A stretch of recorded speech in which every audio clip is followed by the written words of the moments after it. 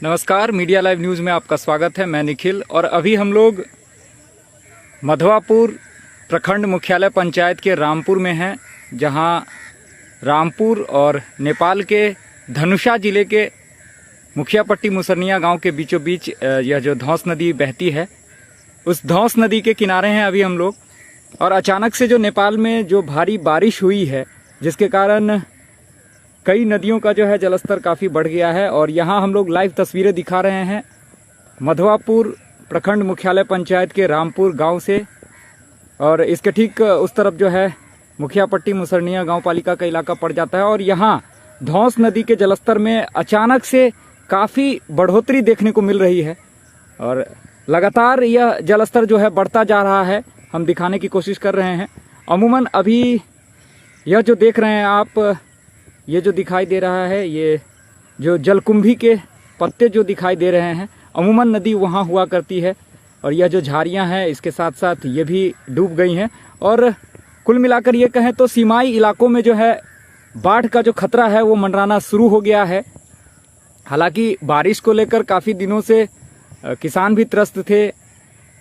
लगातार जो है बारिश की उम्मीदें की जा रही थी, बावजूद मानसून ने तो मानो इस बार किसानों के मेहनत पर पानी फेरने का ही काम किया। लेकिन इन दिनों जो 2-3 दिनों से जो लगातार बारिश हो रही है सीमाई इलाकों में भी, और इधर मधुबनी जिले के मधवापुर प्रखंड मुख्यालय में भी काफ़ी धीरे धीरे ही सही लेकिन संतोषजनक बारिश जो है हुई है। अभी खेतों में पानी लगना जो है धीरे धीरे शुरू हो चुका है और किसानों के चेहरे जो हैं इस बारिश के बाद खिल उठे हैं। लेकिन इसके साथ साथ एक यह भी दृश्य है जो अभी आप लोग देख रहे हैं। धौंस नदी का जो जलस्तर है वो काफ़ी बढ़ गया है और बाढ़ का जो खतरा है वो इन सीमाई इलाकों के गांवों में मंडरा रहा है। लगातार यह जलस्तर बढ़ता ही जा रहा है और इसके कारण अमूमन होता क्या है कि यहाँ उस तरफ के जो लोग हैं, उस पार के जो लोग हैं मुखियापट्टी मुसरनिया गांव पालिका के, और मुसरनिया गांव है उस तरफ जो नदी के उस तरफ, तो वहाँ के लोग जो हैं दैनिक उपभोग्य सामग्रियों के लिए मधवापुर के बाज़ार का रुख करते हैं। सब्जियां मधवापुर के बाज़ार में वहां से पहुंचती हैं क्योंकि सब्जी का बहुत अच्छे पैमाने पर उत्पादन किया जाता है मुसरनिया गांव में। और यहां अभी जो हम लोग दिखा रहे हैं, यहां एक चचरी का पुल हुआ करता है जो नदी के जलस्तर बढ़ने के कारण जो है वो अब डूब चुका है पूरी तरीके से। और इस जगह पुल नहीं होने के कारण मुसरनिया गांव के लोगों को भी इस पार आने में काफ़ी तकलीफ़ों का सामना करना पड़ता है। मधवापुर के लोगों को भी उस पार जाने में काफ़ी तकलीफ़ों का सामना करना पड़ता है। लेकिन फिल वक्त जो स्थिति है ग्राउंड जीरो से हम लोग दिखा रहे हैं मधवापुर प्रखंड मुख्यालय पंचायत के रामपुर गांव से। और रामपुर गांव और मुसरनिया गांव के बीचों बीच से यह जो नदी बहती है भारत नेपाल सीमा से होते हुए। और अभी जो यह देख रहे हैं यही नो मैंस लैंड का इलाका है। वो जो बाइक खड़ी दिखाई दे रही है, एक बॉर्डर पिलर यहीं हुआ करता है और वो अमूमन इस तरफ नदी के मुहाने पे होने के कारण यहाँ के बॉर्डर पिलर तो गायब हो चुके हैं। लेकिन फिर भी दोनों ओर के जो सुरक्षा कर्मी हैं उनके पास जो मशीनें हैं, जो संयंत्र हैं, उन संयंत्रों के हिसाब से जो है पैमाना बिठा लिया जाता है कि सीमा कहाँ तक पड़ती है। तो अमूमन भारत का जो इलाका है वो अभी इस जगह पर नदी के उस पार तक भी पड़ता है। और नदी के ठीक उस पार जा कर के यहाँ से देख पा रहे होंगे ये इलाका भी मधवापुर का ही और भारतीय सीमा क्षेत्र का ही इलाका है ये। और वो जो पेड़ दिखाई दे रहे हैं वो नेपाल का इलाका है।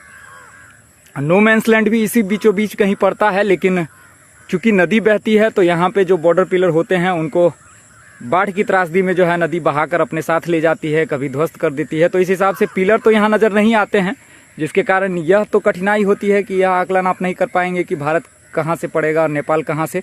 तो अमूमन यहाँ के लोग जो हैं इस नदी को ही भारत नेपाल की सीमा मान लेते हैं और उसी सीमा के किनारे से अभी हम लोग रिपोर्टिंग कर रहे हैं।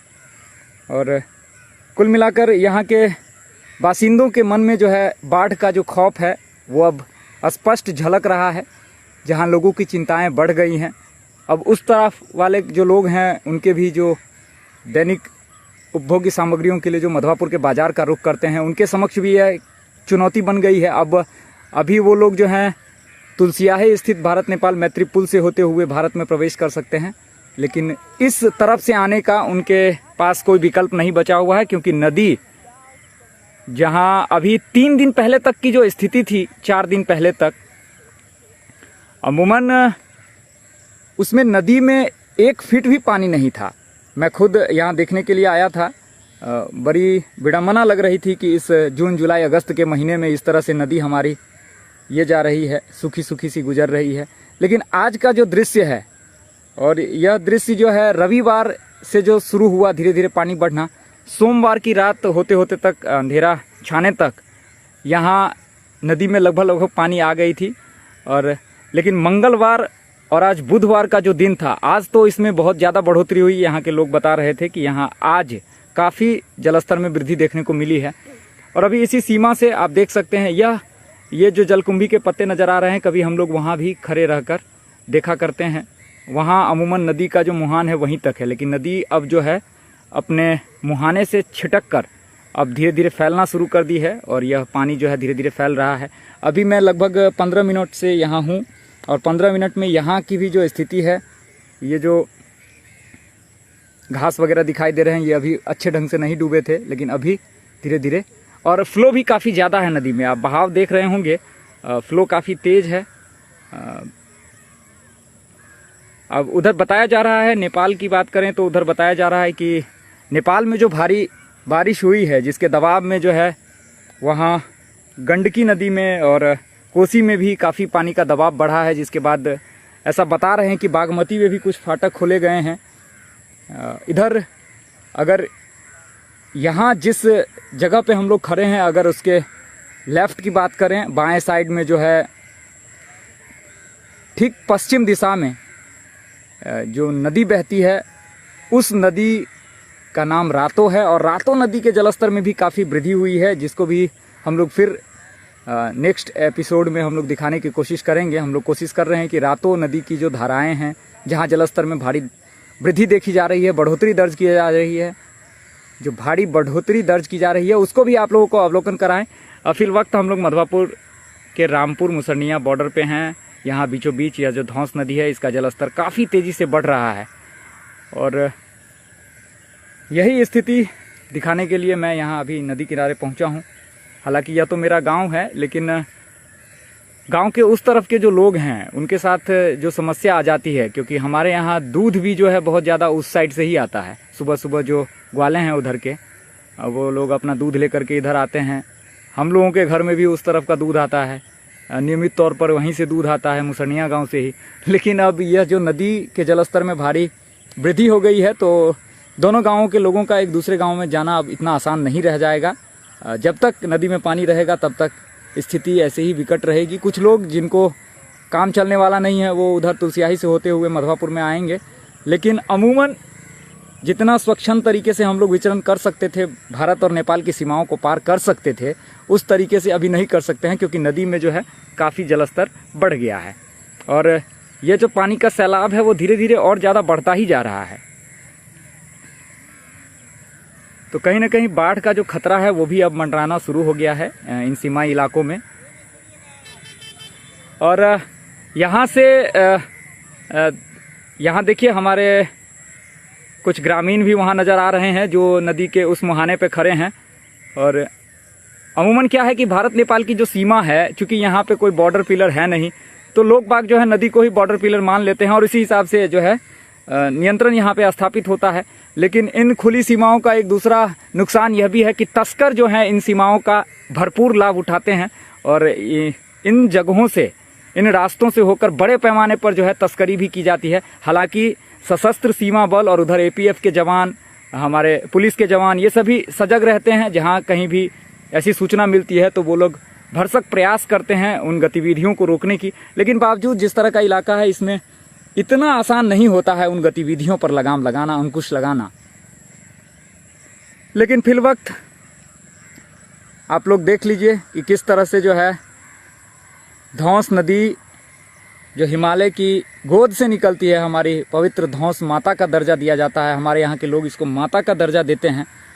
वो धौंस नदी आज मानो जिस तरह से इनके जलस्तर में बढ़ोतरी हो रही है, तो आज लगता है कि मानो धौंस माँ जो है अपने गोद के आगोश को और बड़ा करती हुई कि अपने बच्चों को इस आगोश का कुछ ज्ञान कराएं, और उसी ज्ञान कराने के सिलसिले में जो है हमारी धौंस माता कुछ प्रलयंकारी रुख अपनाती हुई। हालांकि लोग लालयित भी थे क्योंकि खेतीबाड़ी के लिए यहाँ इस नदी के जल का उपयोग आसानी से हो जाता है, क्योंकि तटीय इलाके में इस नदी के तट पर जो खेत बसे होते हैं उनमें अमूमन सिंचाई के लिए पानी की कमी नहीं हो पाती है। लेकिन इस बार का जो माहौल था, मई के महीने अप्रैल के महीने से ही अचानक से जो नदी में सूखापन आया वो अभी तक मेंटेन हो रहा था। और तो कुछ खुशी और कुछ गम वाले लम्हे हैं ये। और खुशी इस बात की कि जिस नदी में पानी नहीं था उस नदी में पानी आ गया हो, और गम इस बात का, डर इस बात का, खौफ इस बात का कि नदी का पानी अब जो है उछलकर धीरे धीरे खेतों में प्रवेश करने जा रहा है, और पानी का जो दबाव है वो लगातार नेपाल की ओर से बढ़ता ही जा रहा है।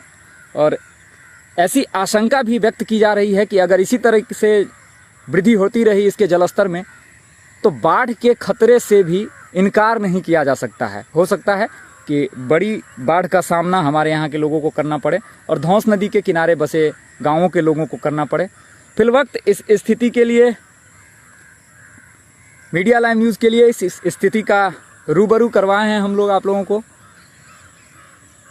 अब अगली कड़ी में किसी और चीज़ के साथ, किसी अन्य दृश्यों के साथ मिलेंगे। तब तक के लिए मैं निखिल आप तमाम दर्शकों से विदा चाहता हूं,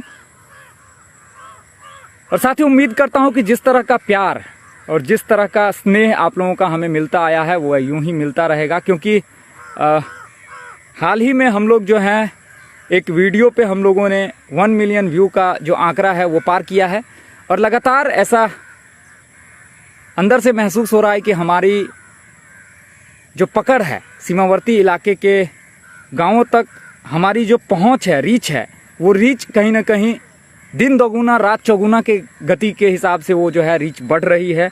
और तमाम दर्शकों का स्नेह हम लोगों को मिल रहा है, और इसके लिए आप सभी फॉलोअर्स का, आप सभी दर्शकों का बहुत बहुत धन्यवाद, हृदय से धन्यवाद। एक और अच्छी बात यह है कि हम लोगों ने 50,000 फॉलोअर का आंकड़ा अभी बीते दिनों ही 1-2 दिन पहले पार कर लिया है। तो उसके बारे में खैर ज़्यादा नहीं बताऊंगा, क्योंकि उसके एवज में कुछ हम लोगों ने सोच विचार कर रखा है। चलिए अगली कड़ी तक के लिए मैं निखिल आप तमाम दर्शकों से विदा चाहता हूं, और उम्मीद करता हूं कि आप लोग जहां होंगे सुरक्षित होंगे। बारिश का महीना है, साथ ही तटीय इलाकों के किनारे जो गांव हैं उन गांवों के बाशिंदों से हमारी दरख्वास्त रहेगी कि अपने छोटे छोटे बच्चों को नदी की ओर ना जाने दें। जिस तरह से आप उन्हें स्वच्छंद तरीके से जाने दे रहे थे उस तरीके से नहीं जाने दें, क्योंकि पानी जो है लगातार बढ़ रहा है, और पानी, आग, हवा, ये चीज़ें जो हैं किसी के नियंत्रण में नहीं है। खुद भगवान भी बहुत ज़्यादा नियंत्रण इन लोगों पे नहीं रख पाते हैं इन चीज़ों पर। तो आप लोग अपने अपने बच्चों को संभाल के रखेंगे। तटीय इलाकों में अकेले कभी नहीं जाएंगे। कोशिश करेंगे कि बरसात का महीना है तो एक लाठी आपके साथ हो। आप कहीं भी जब रुख करें बगीचे की तरफ या नदी की तरफ तो एक लाठी आपके साथ होनी चाहिए, ताकि वो आपके सहारा आपका बन सके, आपके काम आ सके। चलिए आप लोग सुरक्षित रहिए। मैं विदा चाहता हूँ। धन्यवाद।